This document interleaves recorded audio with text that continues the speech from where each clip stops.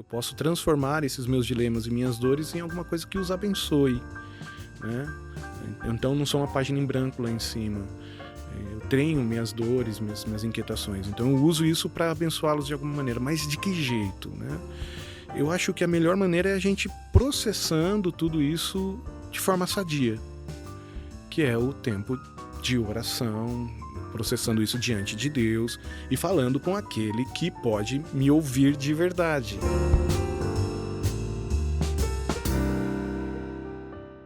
Olá, começamos agora mais um episódio do nosso podcast de paletó e bermuda, falando das alegrias, falando também dos desafios e dissabores do cotidiano, do dia a dia do ministério. Comigo aqui mais uma vez, reverendo Davi Luna, uma alegria poder dividir esse espaço para a gente conversar um pouquinho sobre coisas da vida real.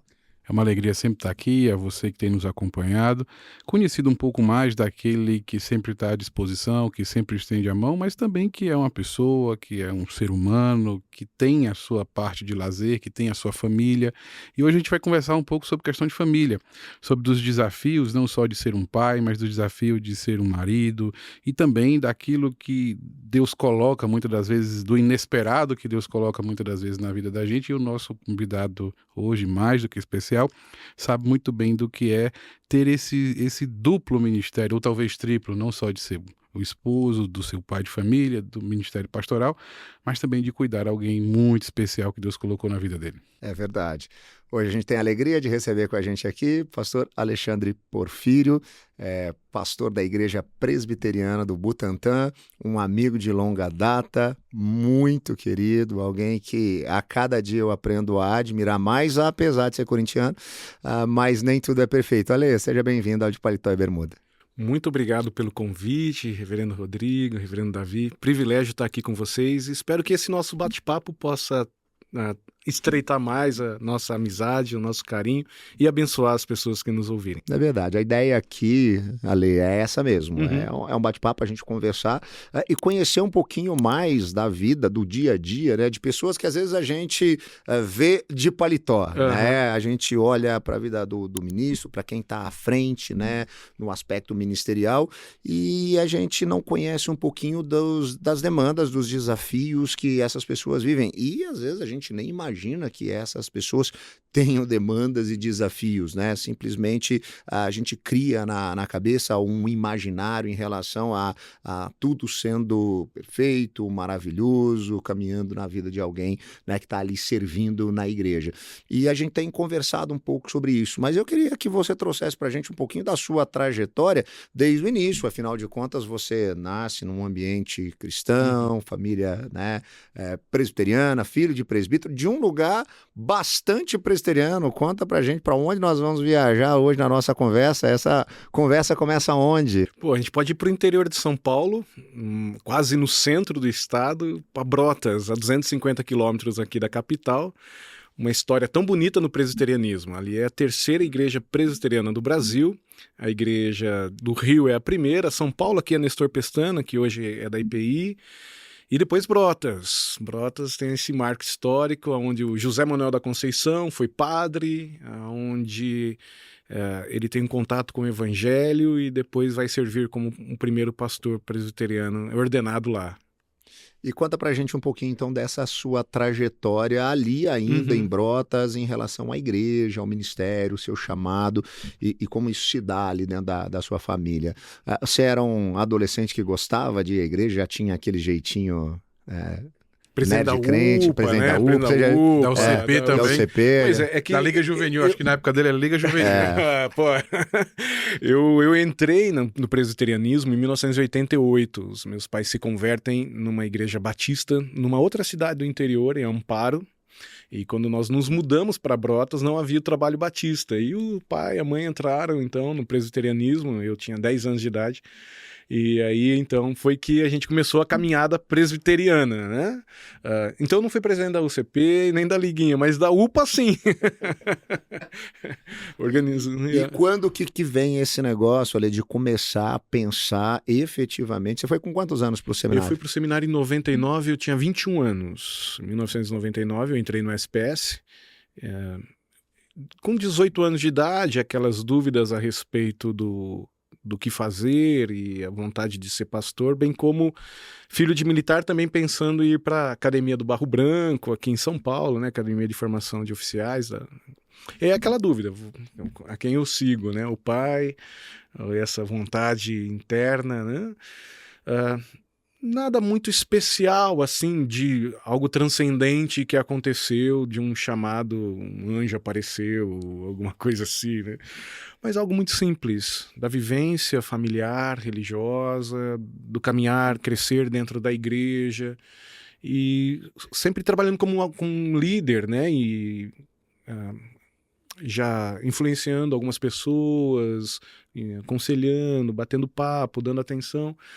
E aí eu tinha um senhorzinho lá em Brotas, seu Cláudio, semi-analfabeto, presbítero da igreja. E aí ele disse assim para mim, eu tinha uns 19 anos de idade. E aí, até quando você vai ficar esperando para cumprir a vontade de Deus de ir para o seminário, né? Então foi esse o meu chamado. O senhor me convidando para ir para o seminário. E eu disse, ok, seu Cláudio, voz de Deus falando ao meu coração, confirmando essa minha vontade, esse desejo.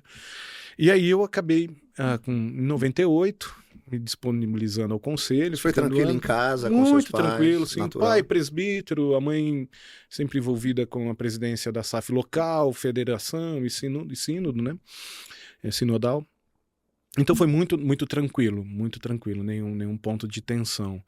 E aí, então, em 99 eu entro no SPS, em Campinas, e concluo meus estudos em 2002. Mas conta pra gente, esse período de seminário a gente sabe que ele nunca é tão simples, né? Você foi do 1º ao 4º ano aqui em 3 segundos, mas a gente sabe que esse muitas vezes é um período de muita intensidade, sim, né? Sim. E geralmente um monte de coisa acontece quando o seminarista tá ali, né? Às vezes, né? Conhece aquela que viria a ser a sua futura esposa, né? Então não é uma coisa que acontece da noite pro dia, mas muita coisa aconteceu. Conta pra gente um pouquinho dessa sua trajetória. Cara, então Brotas é uma cidade de 20 mil habitantes. Aí em janeiro de 99 eu me vejo numa cidade de 1 milhão, Campinas, com pessoas diferentes no meu convívio. Meu Deus, onde eu vim parar, né? Que ambiente é esse? Que loucura é essa? E era um capial perdido numa cidade grande, né? E aí em 99 então começam os estudos. É lógico que sempre nesse primeiro período com muita alegria, muito entusiasmo e muita vontade de servir e trabalhar. E aí você começa a entrar nas crises, que eu acho que essas crises fazem parte até mesmo da sua formação para amadurecimento e crescimento. Quando alguém me pergunta, ei, você tem certeza de que você vai ser pastor? Eu falo assim, tenho, agora eu tenho, mas há 10 segundos atrás talvez eu estivesse pensando seriamente sobre essas questões e tal, né? E eu acho que foi um passo importante do amadurecimento no período do seminário. Ter contato com os textos, ter contato com os professores, contato com os alunos e amigos, pessoas tão distintas e diferentes. Eu, no seminário, tinha contato com um grupo mais próximo, muito heterogêneo. Assim. Eu tinha alguém do Mato Grosso do Sul, o Genilson, um rapaz de 18 anos. Eu tinha um outro amigo de Criciúma, outro cara de Florianópolis, outro de Rio do Sul, outro de São José dos Campos. E aí você começa a ter contato com experiências, vivências diferentes, né? E eu acho que a alteridade vai se desenvolvendo nessa convivência com o diferente ali no seminário também. Então, esse período de 4 anos, ele foi muito importante, tanto na formação teológica, de excelência que um seminário presbiteriano assim oferece a nós, mas principalmente essa vivência do diferente, de alguém que te desafia a encontrar respostas mais concretas. E essa diferença, essa pluralidade, essa multidiversidade, traz pra gente a ideia do tamanho que a igreja é. Exato. Da diferença de que não é só, por exemplo, em São Paulo, de que a IPB não é só São Paulo, não é só o Maranhão, não é só o Rio. Isso ajuda ou atrapalha na hora do ministério? Davi, eu acho que depende de como você encarar essas diferenças. Se você encarar como um desafio ao seu crescimento e com um desejo de servir as diferentes comunidades, pode ser algo assim bem importante. Então eu entendo que ser pastor na capital, com as demandas da capital, como São Paulo, por exemplo, é uma ação diferente do que trabalhar em Brotas, por exemplo, da minha cidade, uma cidade de 20 mil habitantes, que uma igreja com seus 80, 90 membros. E aí, numa capital com pessoas que, se você liga 3 horas da tarde dizendo, posso ir te visitar? O cara diz, pastor, assim, eu tô numa reunião, o senhor pode me ligar daqui meia hora? Pô, desculpa, não queria te incomodar. Né? Diferentemente da outra, que se você não for visitar, ele vai ficar chateado, tudo isso. Eu digo isso porque hoje no Brasil, para onde a gente vai, não existe mais aquela... Existe, lógico que existe, mas é mais raro você achar igrejas que só tenham pessoas daquela localidade. Uhum. O Brasil hoje, por questões de emprego, por questões de industrialização, ou até mesmo do agronegócio, muita gente vai para todos os lugares do Brasil em busca de trabalho, em busca de emprego. Então você tem gente de todo lugar. Até o próprio Rio Grande do Sul, que era uma parte muito mais barrista, muito mais fechada, você tem nordestinos, você tem sudestes, tem gente de todo lado. E assim, essa pluralidade, ela precisa existir no Ministério Pastoral, e eu queria que o senhor falasse sobre isso, porque você, como pastor da IPB, você pode ir para qualquer lugar, a qualquer minuto. Então, você pode receber qualquer convite, desde ir para o norte, para o extremo norte ou para o extremo sul do Brasil. E assim, como é que o pastor tem que estar preparado para isso? Eu acho que ele tem que fazer algumas leituras. Né? Primeiro, a leitura bíblica, né? É uma leitura fundamental. A gente não negocia essa leitura. Uma leitura teológica, né? Inteligente, sempre entendendo o ser humano e as respostas que Deus traz, as dilemas, as lutas humanas. Mas uma outra leitura que é muito importante, que é a leitura do contexto cultural onde essa igreja está inserida. Não adianta nada eu querer que a igreja de São Paulo, da cidade de São Paulo, seja uma igreja de Nova York. Eu acho que a igreja de Nova York é incrível e traz as suas respostas. Mas os dilemas de Nova York são diferentes dos dilemas de São Paulo. Eu não posso achar que uma igreja de uma região do Nordeste, que luta lá com as suas questões culturais e com as suas inquietações, seja igual à igreja do Norte. Eles são tão próximos, assim, regiões tão próximas, mas com dilemas e questões culturais muito, muito próprias a si. Então, essa leitura bíblica que te dá ferramentas importantes para você olhar a teologia e fazer, não abrir mão das verdades bíblicas, dos princípios e valores, mas olhar a cultura em que a igreja está inserida é você entender quais são as perguntas que eles estão fazendo e quais são as necessidades para, a partir da leitura bíblica e teológica, trazer uma resposta para essas pessoas. E aí, Ale, eu acho que transcende até a questão, né, da localização, porque às vezes, dependendo do que você está fazendo, também vai ser diferente, né? E eu queria que você falasse um pouquinho disso, porque você tem uma trajetória ministerial nesse aspecto bem interessante, porque você já foi pastor de uma igreja antiga, né, de muito tempo, de caminhada, você já plantou uma igreja, você tem trabalhado processo de revitalização, então você mesmo dentro da cidade de São Paulo, você já viveu inúmeras realidades diferentes. Como que é lidar com essas realidades? Exato. Por exemplo, eu fui trabalhar quando eu cheguei em São Paulo, na região norte da cidade, na Igreja Presbiteriana do Centenário, uma igreja de 400, 500 membros, com um órgão de tubo. O culto começa com toda aquela solenidade e pompa que é característica desta igreja. Uau, né? Eu preciso pregar para essas pessoas e que Deus me dê sabedoria para lidar com os textos bíblicos e a teologia para perguntas dessas pessoas. Ao mesmo tempo, é uma igreja de periferia da cidade, na Vila Maria Alta, né? Então, se eu fosse na Igreja do Centenário com camisa e blazer, seria escândalo para aquelas pessoas. O terno e a gravata soa muito bem, abre as portas para eles ouvirem. Por exemplo, é uma coisa tão simples às vezes para a gente, mas que acaba criando comunicação com eles. O púlpito está lá em cima, com aquela sarça ardente antiga ainda da IPB, escrita em latim, né? E faz sentido para eles. Deus fala ao coração daquelas pessoas nesse momento. E aí eu me envolvi com um projeto de plantação de igreja, né? E aí foi que a gente se aproximou e começou uma caminhada tão legal de algumas décadas já, né? Com a plantação da Igreja Presbiteriana da Vila Guilherme, onde a linguagem, as perguntas e as intenções eram outras, né? E aí o desafio agora de ir para Butantã, 3º ano que eu estou lá, que é uma igreja no portão da USP, com as perguntas dos dilemas dos estudantes que lá frequentam tanto a USP como o Mackenzie, lógico que outras universidades, mas de forma particular essas duas, com todos os desafios de ser um jovem numa cidade grande que está passando pelo processo de formação, que é o público que essa igreja acolhe, bem como professores da universidade, pessoas que lá passaram e ficaram. Aí então as perguntas são diferentes, por exemplo, do pessoal da Vila Maria Alta. Os dilemas são outros.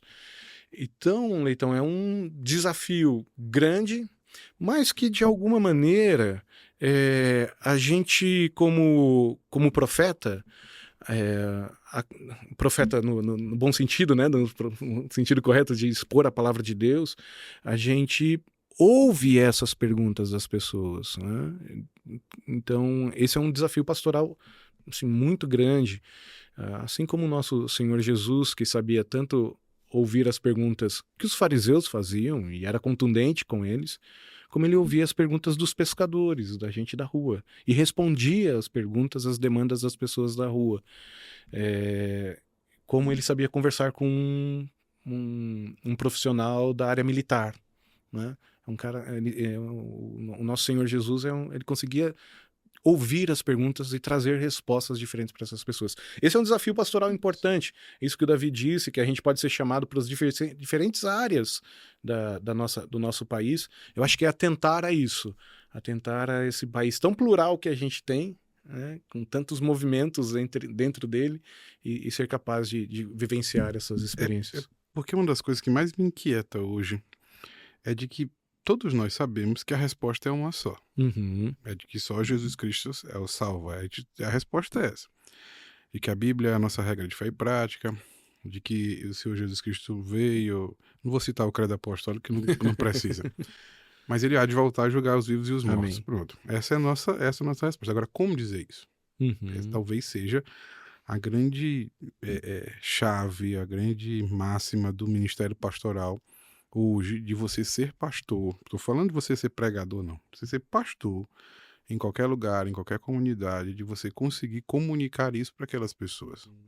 Porque muitas das vezes eu gosto muito de dizer assim, não adianta você chegar numa comunidade e essa comunidade tem festa todo dia e você querer vender uma alegria. Eles vão dizer, eu já sou alegre. Assim como não adianta você querer vender prosperidade no Jardins, por exemplo. O cara vai dizer, não, eu já sou próspero. Não preciso disso.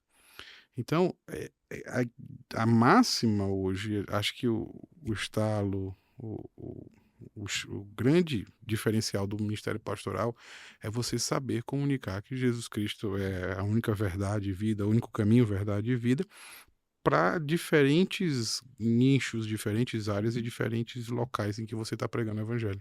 E diferentes demandas e necessidades. E Davi, aí eu acho que isso também entra, né? Uma coisa que às vezes a gente não leva muito em conta, mas que para falar daquilo que Deus vai fazer através de nós, né, do ministério, é importante a gente pensar também aquilo que Deus está fazendo através de nós, mas a partir do que Ele está fazendo em nós, né? Porque essas duas coisas estão conectadas, porque até lidar com essa situação passa muito pela nossa própria experiência, pela nossa própria vida, pela nossa própria caminhada, que nos ajuda muitas vezes, né, a conseguir ter esse tipo de comunicação. E eu costumo dizer, né, que nos aproxima mais, né, dessas pessoas dentro desse sentido. E aí eu queria, Ale, que a gente entrasse naquilo que é, de fato, algo que a gente sempre tem procurado conversar aqui, no de paletó e bermuda, porque a gente falou do paletó. Exato. a gente falou dessa coisa da sua experiência pastoral, em diferentes perspectivas, seja na plantação, revitalização, numa igreja estabelecida há muito tempo, mas tudo isso sempre foi acompanhado dos seus próprios desafios pessoais, desde Brotas, com a sua relação familiar, depois com o início do seu casamento, né, a sua trajetória toda, e essas coisas não estão desassociadas, né? Então eu queria que você contasse para a gente um pouquinho exatamente desses, né, desafios, disso conjugado, né, com a sua própria vida, a questão, né, do seu casamento, a sua vida com o pai, os desafios disso, como que tudo isso tem também, né, sido usado por Deus, todas as suas experiências, para o cuidado dessas pessoas que Deus vai confiar a você. Ok. Vamos lá, vamos para a história. Senta que lá vem a história. Eu conheci Lorena em 2001, quando eu fui designado pelo meu presbitério para atuar como seminarista na igreja dela. E aí aquela coisa, né? Seminarista já viu. E aí a gente se conheceu. Lorena estava na sua formação acadêmica em uma outra cidade. Eu fui para Bariri, que é a cidade dela, fui para trabalhar por lá de final de semana. E ela estava estudando em Araras, fazendo biomedicina. E a gente se encontrava aos finais de semana, e até que a gente começou a namorar, né? Em 12 de maio de 2001, tá vendo? É um homem apaixonado. É, porque ela mandou pra mim aqui agora, então tá tudo certo. Ela te lembrou, né? A gente começou a namorar, e... Poxa, a Lorena é uma pessoa incrível, o Leitão conhece, o Rodrigo conhece, sabe como ela é incrível, uma menina de Deus mesmo, e a gente desenvolveu a relação e fomos crescendo na intensidade do namoro, dos compromissos, até que eu termino o seminário em 2002, vou ser licenciado, fico licenciado na igreja de Jaú, na igreja central de Jaú, e em 2004 eu sou designado para a igreja presbiteriana de Itapuí, uma cidade muito pequena do interior de São Paulo, mas uma igreja muito querida e que me acolheu no meu primeiro ministério. E no meio de 2004 a gente se casa. Quando a gente se casa, a Lorena já estava no doutorado, porque ela tinha alguns princípios na formação acadêmica dela, de Bolsa FAPESP, trabalho inédito, ela foi para o doutorado direto, ela nem passou pelo mestrado. Então a gente casa com Bolsa FAPESP do doutorado dela e o salário do pastor iniciando o trabalho. E a gente se via ainda de fim de semana, porque durante a semana ela estava já em Rio Claro, na Unesp, fazendo o doutorado dela, e então a gente começa assim. Em 2006, a Lorena é convidada para fazer o pós-doc dela aqui no Albert Einstein, no hospital aqui em São Paulo, e aí ela me diz, olha, eu recebi esse convite, o que a gente faz? Eu falei, vamos para São Paulo, vamos para São Paulo, e então eu comecei a procura de campo. E aí o reverendo Nelson Duílio Bordini Marino, importante pastor também da Igreja Presbiteriana do Brasil, me convidou para vir trabalhar com ele como auxiliar na Igreja do Centenário nesse tempo. E aí chegamos em São Paulo. Se o Capial estava perdido em Campinas, imagina em São Paulo, né? Era um desafio, assim, estar aqui em São Paulo sem Waze, né? Sem nenhum tipo de orientação. E a gente, então... começou a vivência aqui em São Paulo como moradores da cidade, até que a gente decide ter o primeiro filho. Em 2007, a vida já mais organizada, já estávamos em São Paulo, planejamos em ter o primeiro filho, o Davi.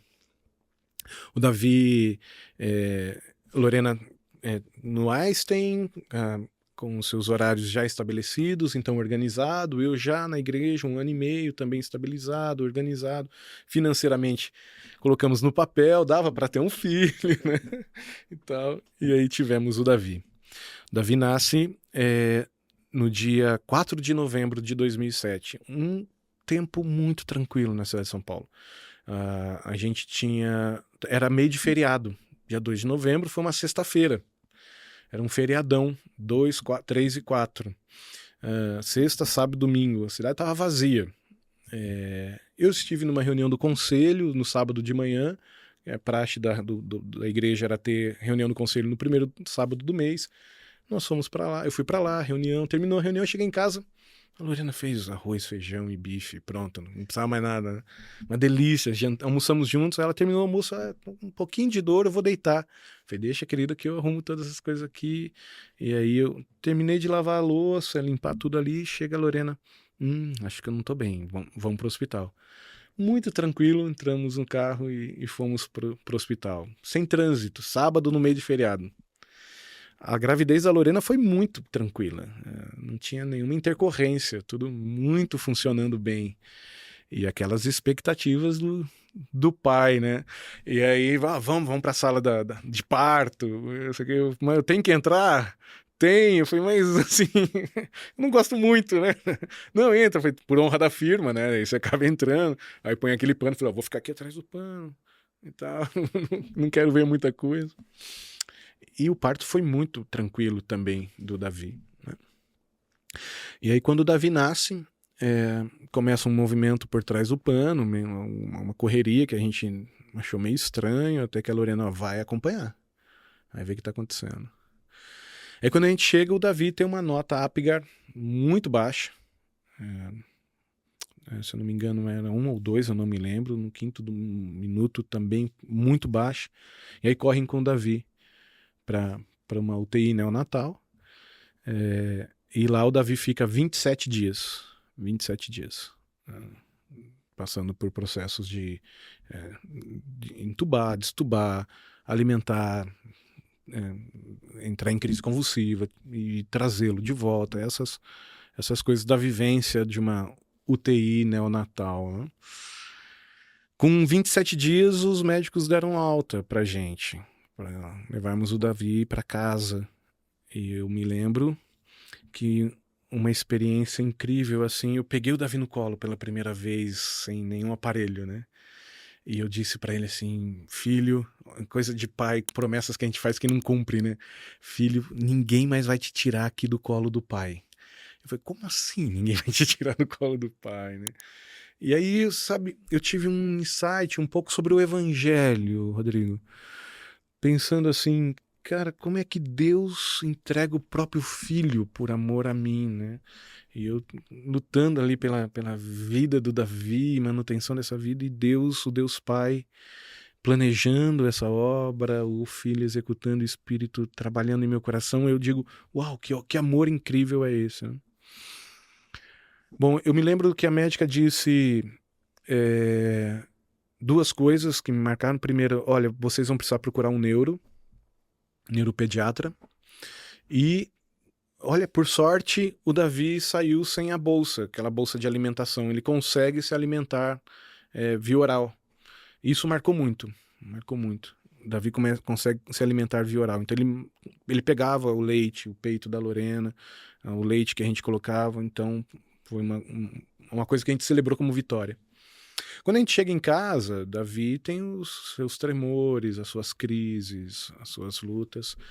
E aí a gente foi para um neuro. E aí o neuro me disse uma outra coisa que me marcou também. Ele falou assim, vocês têm um filho com paralisia cerebral. Eu, paralisia cerebral? Não conhecia isso, não conhecia essa ideia, né? O que é isso? E aí você vai no Dr. Google, né? Procurar, e aí se assusta com todas aquelas informações de repente, sem filtro nenhum sobre você, né? E então, de repente, aquele parto que foi normal, aquela gestação que foi muito tranquila, virou o mundo de ponta cabeça. De repente eu me vejo numa ACD, com o Davi com poucos meses, fazendo fisioterapia e tratamento, e entra fono, entra TO, entra físio, entra tratamento médico. E assim, aquela demanda emocional de um pai recém-inaugurado, bem como algumas expectativas sendo frustradas logo no início. Então, pá, pancada. Eu falei, caramba, eu termino 2007, assim, como é que eu sobrevivia a tudo isso, né? E com o desafio de 2008, né? Tem que fazer a vida funcionar. A igreja foi muito querida nesse período e isso foi muito importante. Então ela entendia as minhas demandas, entendia às vezes as minhas ausências e mesmo assim se mantiveram cuidadosos para comigo. E eu digo isso não só financeiramente, o que foi importante e essencial para esse tempo, porque esse mundo de reabilitação é muito caro, mas a Igreja do Centenário foi muito querida porque eles... Vejam, eu anunciei a gravidez da Lorena de púlpito. A Lorena está grávida. Anunciei do púlpito, semana que vem o Davi vai nascer. Eu saí de uma reunião do conselho dizendo, meu filho vai nascer hoje. Quer dizer, eles participaram de tudo. O Davi era deles. E essa é a sensação, foi importantíssimo para a gente. A ideia de pertencimento. Eu não era um profissional que pregava aos domingos para eles. A Lorena não era alguém que ajudava nos funcionamentos da igreja. Não, era o Alexandre, nosso querido irmão, que está aqui como pastor, mas é um irmão querido. A Lorena, minha irmã querida. O Davi é nosso. O Davi é nosso. Os cuidados para com o Davi é nosso. Então, esse papel da igreja do centenário foi bem importante para a gente nesse momento, né? E como, Ale, né, essa caminhada que começa, como você disse, né, da noite para o dia, né, tudo muda, vai, né, influenciando tudo daqui para frente, Sim. porque é uma vida que agora é completamente diferente e não dá para desassociá-la da outra parte do paletó que continua. Exato. O seu ministério continua, tem pessoas chegando, que têm demandas, que vão perguntar, que vão pedir, que vão querer, e você tem as suas próprias demandas. Como que foi conciliar, né, durante todo esse tempo, né, com todas as necessidades que agora você tinha em casa, porque o Davi tinha e precisava de vocês, com tudo isso dentro do dia a dia, com a igreja local e com o caminho ministerial?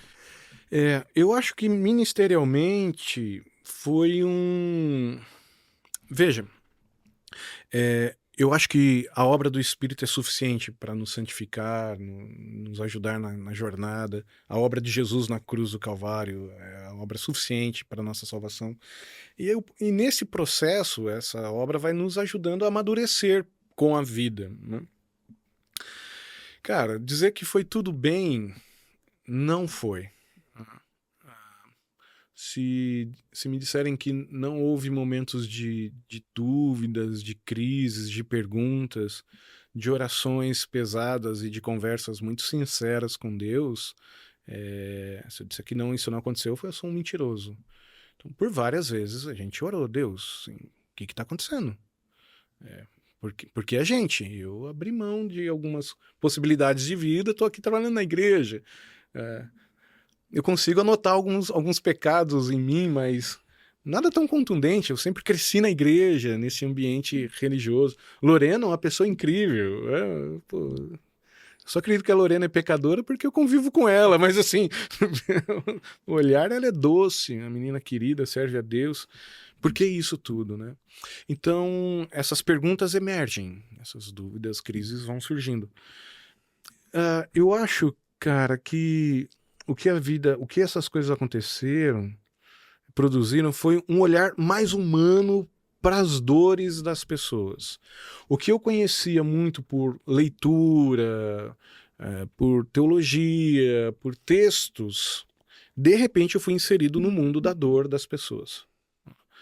E é engraçado porque às vezes alguém vem se aconselhar comigo e começa assim, não, porque, sabe, eu sei que você sofre mais do que eu.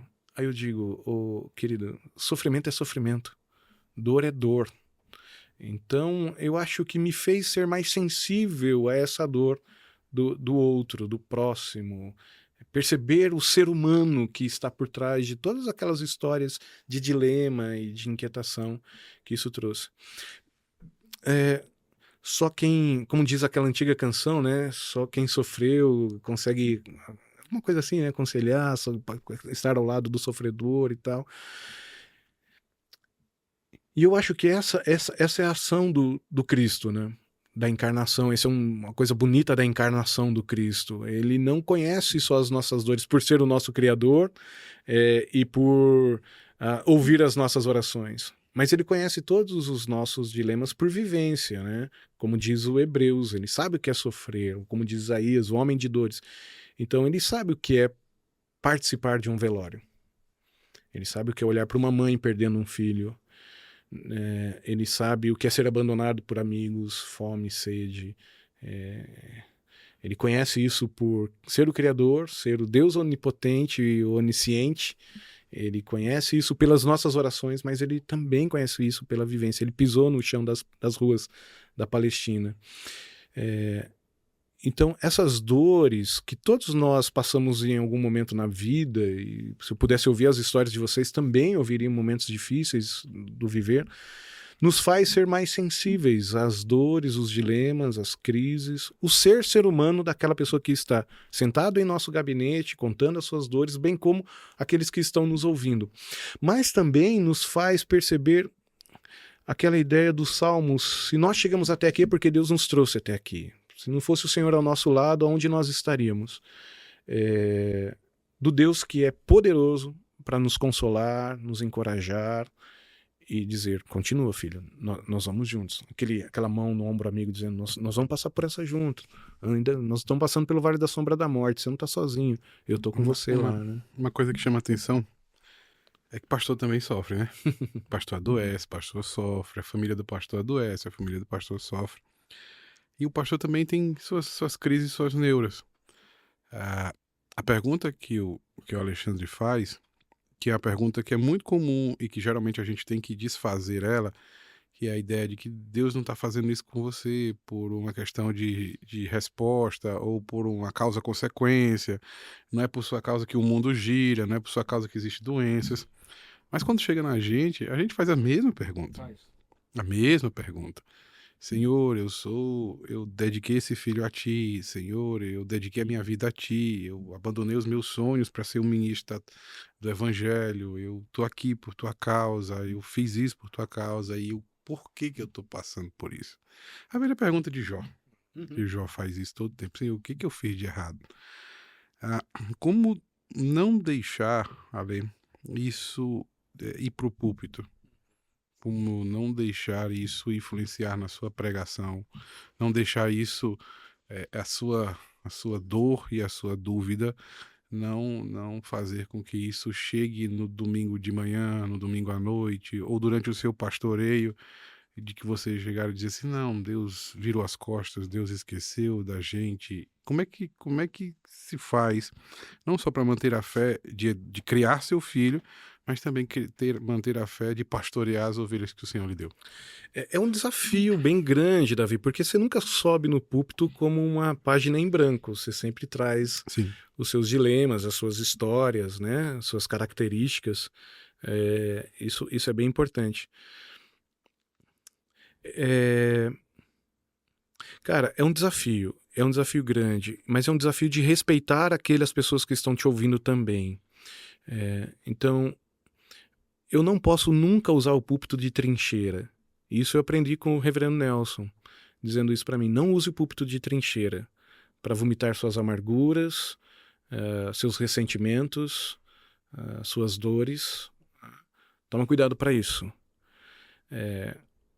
A responsabilidade pastoral é muito, muito grande, e aquelas pessoas estão ali para ouvir uma mensagem da parte de Deus e não as suas amarguras. Então, eu acho que esse respeito para com o ouvinte, primeiro, para as pessoas que estão ali, é algo importante. Eu não estou uma página em branco. Então, eu trago ali: gente, eu preciso dizer para vocês, essa semana foi difícil. O Davi não dorme. Faz 15 anos que eu não durmo. Ele chama mioclonia do sono.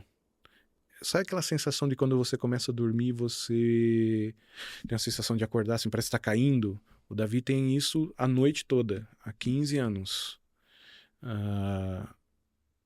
Eu já subi em púlpito sem dormir há 2, 3 dias, tentando revezar com a minha esposa as noites e os dias. E isso, Davi chorando, porque querendo dormir, não conseguindo. A gente chorando, porque a gente quer dormir e não consegue. E ao mesmo tempo ali, né, trazendo uma mensagem de esperança ao coração daquelas pessoas. E essa é a questão profissional. Eu respeito essas pessoas que aqui estão. Elas não são culpadas pelos meus dilemas e minhas dores. Eu posso transformar esses meus dilemas e minhas dores em alguma coisa que os abençoe, né? Então não sou uma página em branco lá em cima. Eu tenho minhas dores, minhas inquietações. Então eu uso isso para abençoá-los de alguma maneira. Mas de que jeito, né? Eu acho que a melhor maneira é a gente processando tudo isso de forma sadia, que é o tempo de oração, processando isso diante de Deus e falando com aquele que pode me ouvir de verdade, né? Então, a Bíblia não são os salmos não são só cânticos de adoração. Então, os salmos são cantos, por exemplo, de lamento, de gente colocando seus sentimentos para fora, mas eles não colocam ali como um ressentimento, uma amargura, ou diante de um púlpito vomitando para as pessoas terem pena de você, ou sei lá, se movimentarem em sua direção de alguma maneira. Não, eles se colocam diante de Deus. Deus, por que prosperam os meus inimigos? Salmo 88. O Senhor transformou a minha vida em caos. Ponto final. Diferente do Salmo 13, que diz até quando, até quando, até quando, e no final termina, mas eu vou louvar a Deus. O Salmo 88 é, o Senhor me fez adoecer, os meus amigos se afastaram de mim, o Senhor transformou a minha vida em caos. Ponto final. Quer dizer, é um salmo de alguém que está lamentando, com dor, com assim, Deus, eu preciso colocar diante do Senhor o que está acontecendo comigo. Então, esse tempo de processar diante de Deus é algo importantíssimo e fundamental para a gente. Chega a ler algum momento dentro dessa trajetória de você chegar e falar assim, cara, eu não tenho força, né, para hoje estar aqui ou para fazer isso. Você experimentou algum momento assim? E o contrário também, em meio ao caos, né, como você disse, você perceber, ainda que esteja assim, a esperança que brota e te levar ali e te renovar, você experimentou essas coisas? Sim. A gente como pastor tem essa vocação, essa coisa especial do Espírito que nos dá, da exposição da palavra, da pregação, de alguma maneira a gente ama fazer isso, né? Por muitas vezes eu subi ao púlpito dizendo, vai ser pela graça, hoje Deus vai ter que dar uma graça especial. E você termina um sermão assim, poxa, houve essa graça, ela me alcançou. Mas também a ideia de que você não é o Espírito Santo, né, para ter todos os dons e responder todas as questões. Há momentos, dilemas que você diz, gente, hoje eu não vou dar conta. Hoje eu não vou dar conta, eu preciso de ajuda de vocês. Talvez um presbítero seria bom pregar hoje, um pastor auxiliar para quem tem, ou alguém me ajuda, por favor, aqui eu preciso de alguém. E acho que essa é uma graça especial de Deus também, te dar uma igreja, uma comunidade a qual você pertence. Essa é a noção forte, né, de pertencimento a essa comunidade para você poder até apresentar esses momentos. Hoje eu não vou dar conta, gente. Não vai dar para ser excelente hoje. Eu vou precisar de ajuda de alguém. Então eu vou ouvir. Hoje eu preciso ouvir. Alguém fala, por favor. Sim, esses momentos aconteceram. E assim, a gente já caminhando para o final, uma pergunta, uma simples pergunta. Vale a pena, não vale? Muito. Vale muito a pena. Vale muito a pena. Eu nem sei se a gente tem tempo, mas a história continua, né? Porque 10 anos depois a gente decide ter o segundo filho. E aí, de novo, a vida estabilizou. Davi com as terapias organizadas, a igreja que eu havia plantado se consolidou, a Lorena com o trabalho agora já organizado de novo, com tudo funcionando bem, a vida funcionando. O pessoal, tem o segundo filho. Porque paralisia cerebral é um acidente que acontece na nossa caminhada. Então, o que será que aconteceu com o Davi? Foi uma circular de cordão, ausência de oxigenação na hora da expulsão? O que foi que aconteceu que causou uma lesão cerebral não progressiva que trouxe tudo isso? Na época, nós fizemos todos os exames de DNA, os genéticos que existiam, e assim, tá tudo bem, isso não é uma doença genética, isso foi um acidente que aconteceu. 10 anos depois a gente decide ter o segundo filho. E aí, pensando em nomes, que nome que nós vamos dar? E a gente decidiu dar O Senhor Nos Fez Sorrir, Isaac. Nós vamos sorrir com Isaac. Se o Davi é essa coisa do amado, o Isaac vai trazer sorriso pra gente. Gravidez tranquila, só muito cansaço. Lorena se sentia altamente cansada. ao final do dia. Não, você não é mais menina, né? Então tá tudo bem. Faz os exames no Isaac, ele tem um percentil baixo, mas dentro das faixas ainda. E aí vamos ter o Isaac. O Isaac nasce e de repente as mesmas correrias, as mesmas coisas, as mesmas notas, as mesmas falas, UTI neonatal. Isaac nasce na segunda. Segunda a gente fica com ele na UTI. Terça nós ficamos com ele na UTI neonatal. Quarto o médico diz que ele não tem melhorado. Na quinta veio uma médica conversar com a gente no quarto. Com o chefe da Lorena. A Lorena trabalha com neurologia. Ela faz pesquisa científica na Unifesp, hoje, na área de neurologia. E o médico neurologista, chefe dela, o Dr. Sérgio Cavalheiro, um cara excelente, um profissional incrível. Ele não teve coragem de conversar com a gente. Ele sai, aí vem uma médica que a gente não conhece e ela diz: Isaac vai falecer. Provavelmente ele já faleceu. E aquilo cai como uma bomba, né? Como assim? Como assim Isaac vai falecer? E aí todas aquelas perguntas que a gente fazia na época do Davi, elas crescem em intensidade. Não sabemos como, mas ele vai falecer. Quinta, a Lorena tem alta, a gente vai para casa. Sexta-feira, a gente vai para UTI, visita, fica com ele o dia todo. No sábado de manhã, a gente batiza o Isaac na UTI. Saímos para o almoço e fomos para casa descansar um pouco. Toca o telefone. Vocês poderiam vir até aqui. E quando a gente chega na UTI, neonatal, a UTI está vazia. Só o corpinho do Isaac na UTI ainda quentinho, porque ele estava dentro da incubadora, né? E foi a primeira vez que a gente pegou o Isaac. A gente pôde pegar o Isaac, ele já não estava com a gente, ele já tinha ido com o Senhor, né? Ele tinha ido. E aí, Davi, cara, as perguntas, as inquietações, as dúvidas, as dores, elas crescem, né, cara? Ficam imensas. E no domingo seguinte ao nascimento dele, a gente está velando o Isaac na igreja do centenário. Um caixãozinho lá na igreja e a gente passando o dia ali velando, preparando o ofício, todas as coisas dele. E de novo a comunidade toda sofrendo. Porque o Isaac foi esperado também pela comunidade, pela igreja, pelos meus irmãos e pelas minhas irmãs.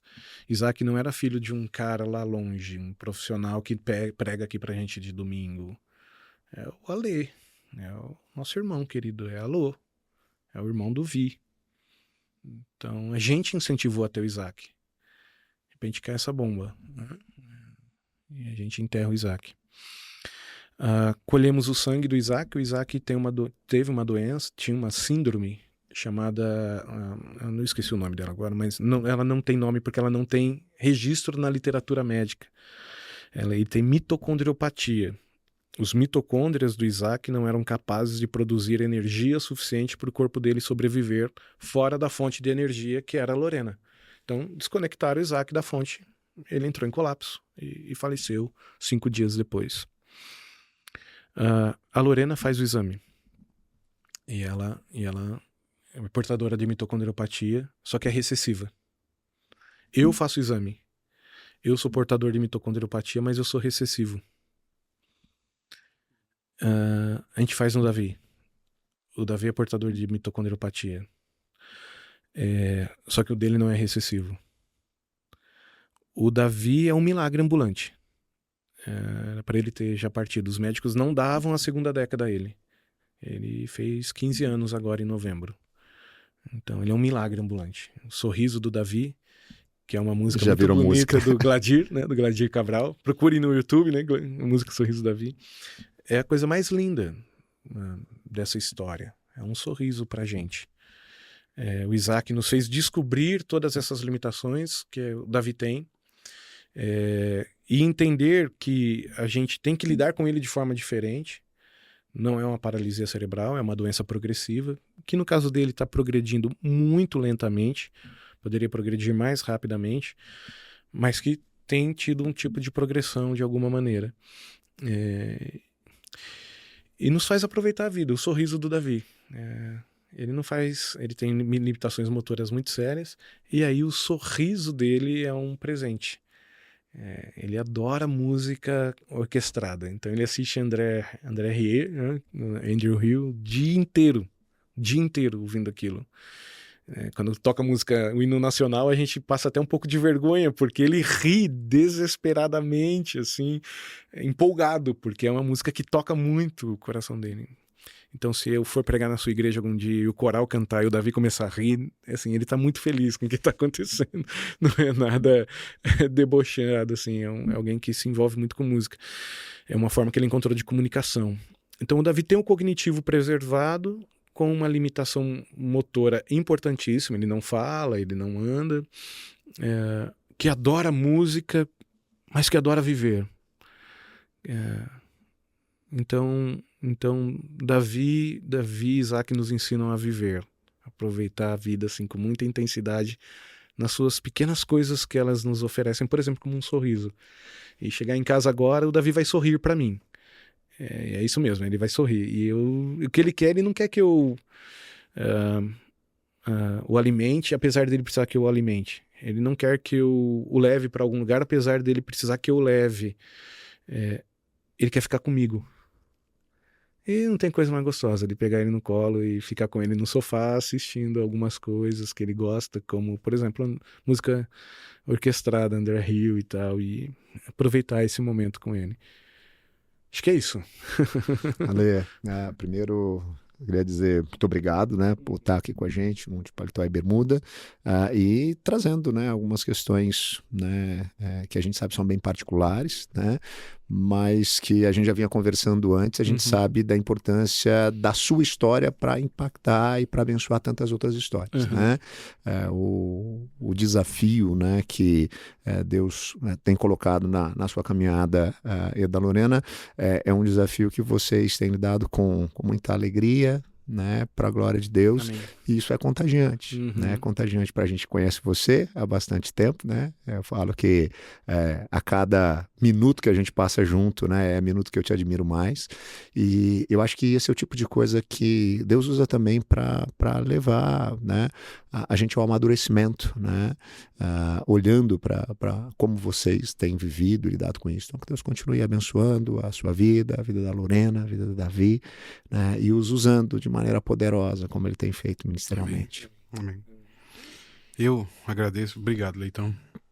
A única coisa que eu tenho a dizer é obrigado por ter me apresentado a Lê. Obrigado. A gente vai ficando por aqui, de Paletó e Bermuda, e você se lembra de se inscrever aí no nosso canal para poder receber as notificações aí de tudo aquilo que a gente está fazendo. E tudo aquilo que a gente faz aqui na Agência Presbiteriana de Evangelização e Comunicação, na PECOM, você pode conferir lá na IPB Multi. Basta você acessar multi.ipb.org.br e você vai encontrar muitas histórias especiais, como que a gente está experimentando aqui nesse momento. Deus te abençoe e pode ter certeza, a gente volta com De Paletó e Bermuda.